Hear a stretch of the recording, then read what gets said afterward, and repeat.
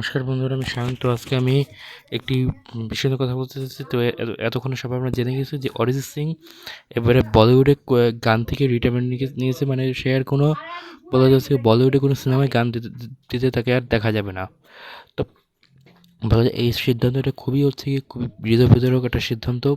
মানে হঠাৎ করেই নেওয়া বলা যায়। মানে এই এই সিদ্ধান্ত নিবে অরিজিৎ সিং, এটা আমরা কেউই ভাবতে পারিনি। তো দেখুন এর ইনসাইড এটা কী রয়েছে, মানে এর ভিতরে কী রয়েছে এই বিষয়টা আমি জানি না।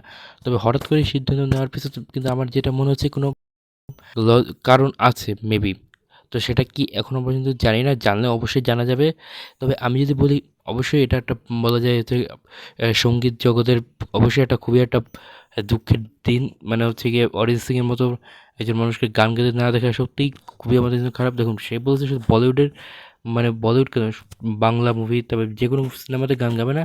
কিন্তু দেখুন একটা সিনেমার যখন বক্স অফিসের ক্ষেত্রে কিন্তু সিকের কিন্তু ভালো ভূমিকা রাখে। দেখুন যে কোনো সিনেমা আছে, হয়তো বিজনেস খুব একটা ভালো হতো, কিন্তু অরিজিৎ সিংয়ের গান থাকার জন্য কিন্তু অনেক সিনেমার কিন্তু বিজনেস কিছুটা হলেও ভালো হয়।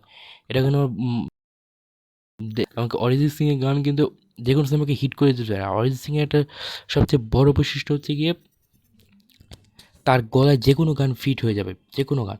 তো এই যে এটা আমি গলায় দেখিনি, যেটা অরিজিৎ সিংয়ের মধ্যে রয়েছে। তো অরিজিৎ সিংয়ে আর কোনোদিনও মানে অরিজিৎ সিংয়ের মতো আর কেউ জানি না হতে পারবে কি না। তবে অরিজিৎ সিং তো অরিজিৎ সিংই।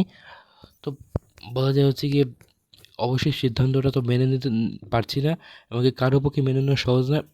ও কারণ মানে এই জিনিসটা আমরা কেউ তো ভাবতে পারি। দেখুন ক্রিকেট বল, ফুটবল বলেন, ওই সব খেলা থেকে মানুষ একজন প্লেয়ারকে অবশ্যই রিটায়ারমেন্ট করতে হবে, কিন্তু গানের জগতে কিন্তু রিটায়ারমেন্ট যে করতে হবে এটা তো মানে অবশ্যই ভাবা যায়নি। তো এখন বলা যায় হচ্ছে গিয়ে অরিজিৎ সিংয়ের বাকি সময়টার জন্য অবশ্যই তাকে বেস্ট অফ লাক, শুভকামনা রইল। তবে আমি চাই যে সে তার সিদ্ধান্ত বদলে আবারও ফিরে আসুক। তো বলিউড প্রায় অসম্পূর্ণ বলা যায়। তো আজকের মতো এই রকম ভিডিও দেখানো ভাই, দেখা পরের ভিডিওটা। যদি চ্যানেলটিতে নতুন হয় প্লিজ লাইক কমেন্ট সাবস্ক্রাইব করে অবশ্যই পাশে থাকবেন।